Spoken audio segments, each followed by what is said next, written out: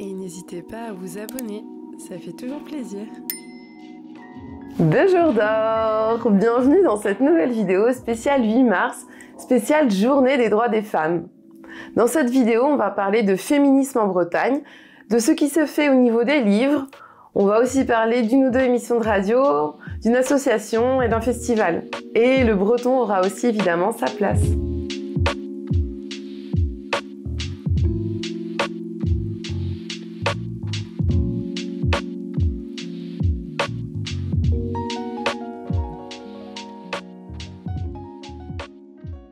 Pour commencer, on va parler de la vie de Malala Yousafzai, qui est une jeune militante pakistanaise et musulmane qui se bat pour le droit à l'éducation des filles.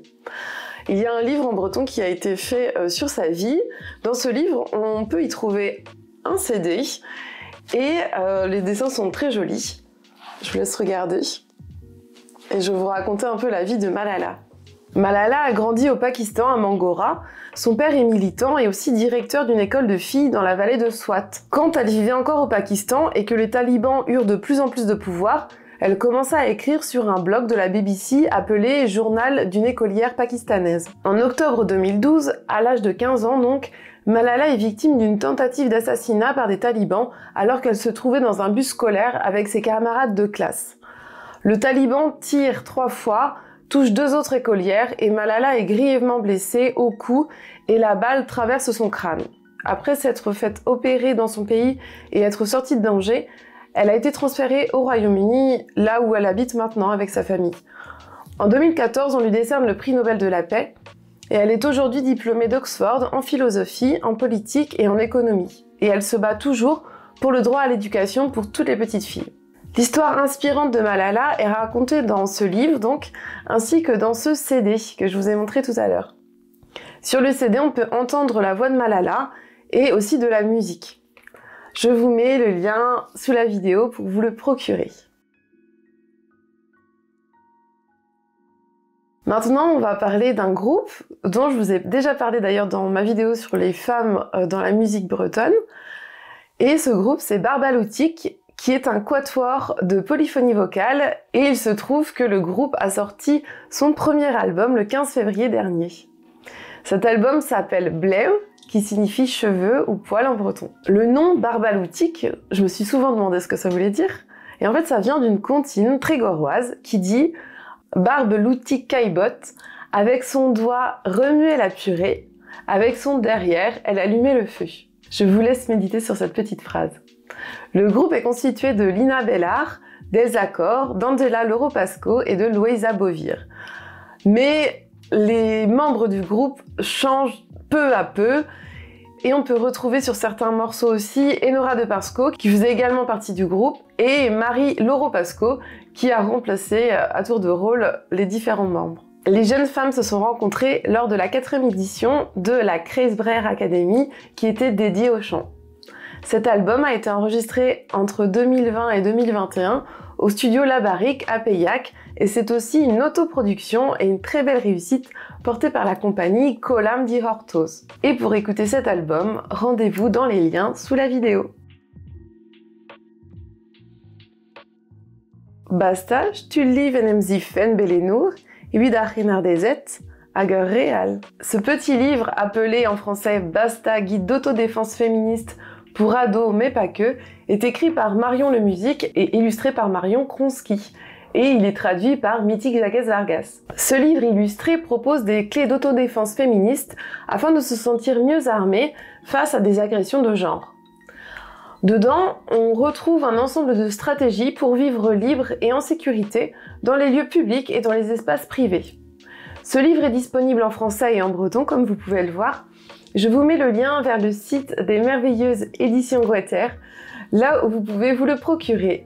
Donc vous retrouverez évidemment le lien sous la vidéo, ainsi qu'une interview de Mític Jacques Vargas qui a été réalisée par Manon Degnaud pour RCF Pénarbet en breton au sujet de ce livre. Maintenant, je vais vous parler d'un livre que je n'ai pas avec moi, mais que je ne vais pas tarder à acheter, qui s'appelle Les Monologues du Vagin. Et Les Monologues du Vagin, c'est une pièce de théâtre qui a été traduite dans 45 langues, dont le breton, et dans cette pièce, l'auteur Eve Ensler fait parler les vagins des personnes qu'elle a interrogées. Son texte est fondé sur plus de 200 entretiens avec des femmes de tout âge, de toute culture et de toute classe sociale. L'auteur donne la parole aux femmes, à leurs fantasmes et à leurs craintes les plus intimes.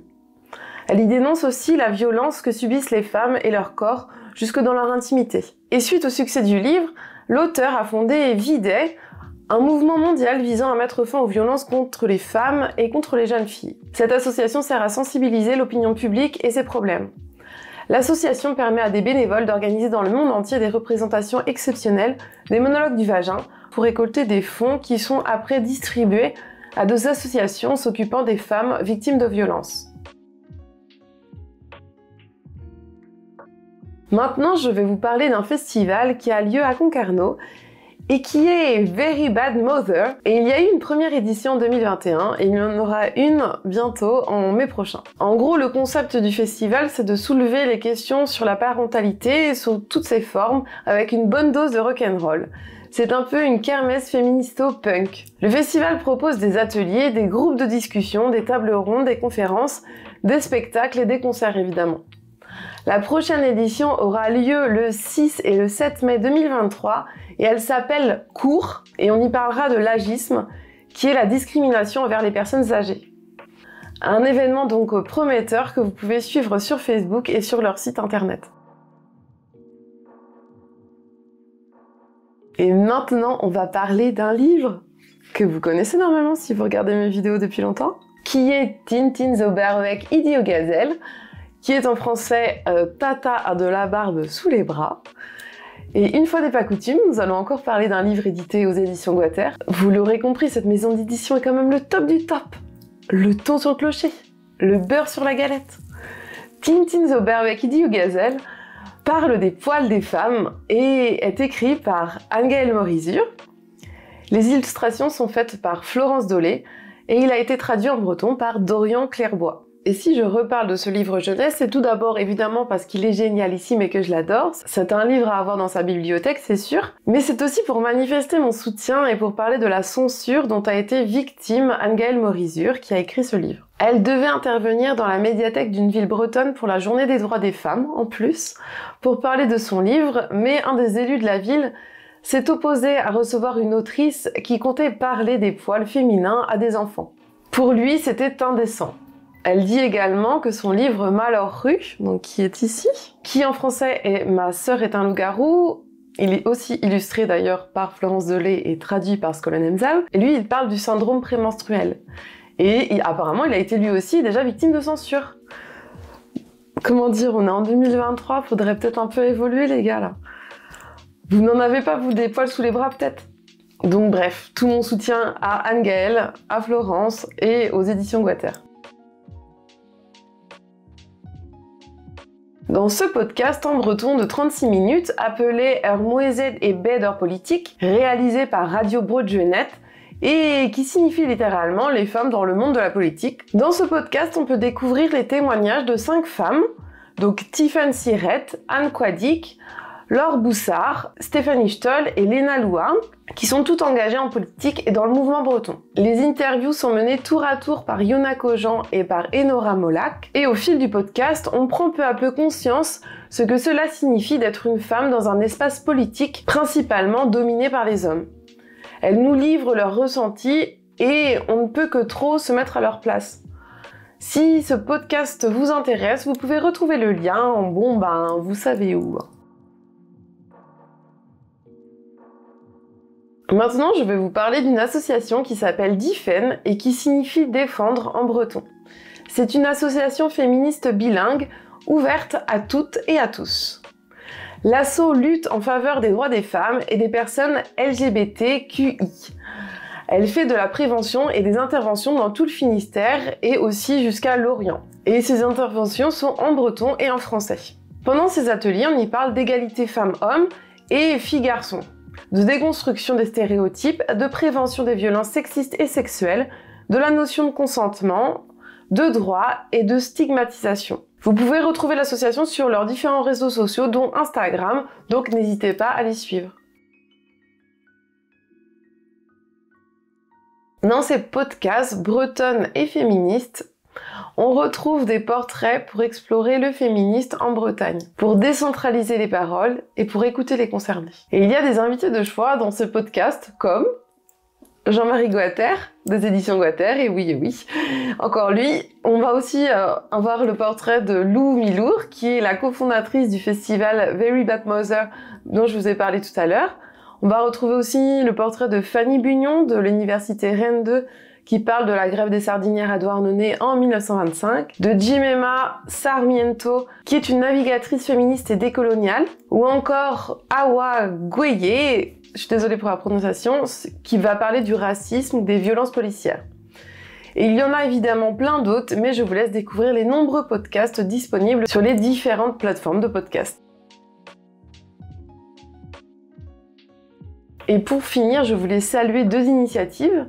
Dans la première, ce sont les affiches bilingues de prévention en milieu festif créées par 2 Bretonnes afin de pouvoir diffuser des versions en breton d'affiches de prévention qui sont apposées à plusieurs endroits dans les festivals ou dans les festenoz. Et elles ont traduit en breton donc des affiches de consenti info et les ont mises à plusieurs endroits dans des événements culturels bretons. Donc bravo pour le résultat.